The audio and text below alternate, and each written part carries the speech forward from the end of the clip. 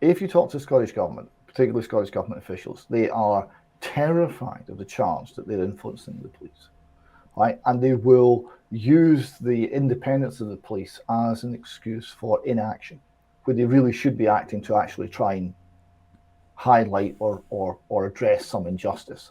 They'll go, oh no, it's the police are independent, can't touch them. So they're very, almost to a fault, keen to show how independent the police are.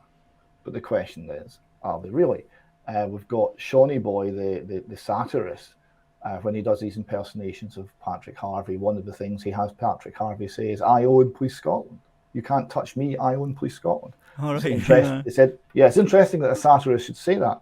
And to give you a couple of very specific points, we have, of course, had the Chief Constable of Police Scotland, Mr. Livingston, Ian Livingston, say how difficult the investigation into the £666,000 worth of missing money in the SNP has been because of his close relationship with Nicola Sturgeon, former First Minister. Well, that's an interesting data point. And an even more important one, and encourage people to go and look this up, the overseeing body, because when all the police forces were amalgamated into one, that was clearly a too much power in one place problem. So we've got an overseeing body called the Scottish Police Authority. Now, this was formerly headed by Susan Deacon after a whole series of just disastrous heads of the SPA. It was just one horrendous mess after another.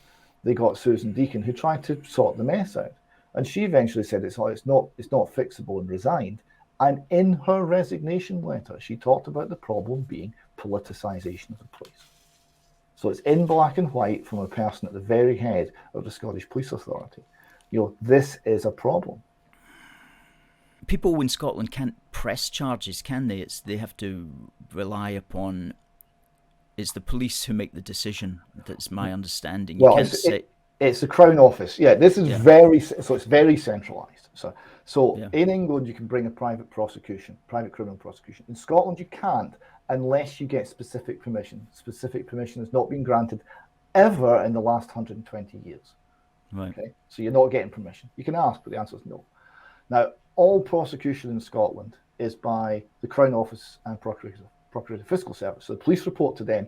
They decide who gets prosecuted. Now, this puts a huge amount of power in the hands of the Lord Advocate, who is, of course, a member of the Cabinet, Humza Yousaf's Cabinet. So there's not a great deal of separation of powers there. And there's also an legal advisor to the Scottish Government. So there's not a lot of separation of powers there either.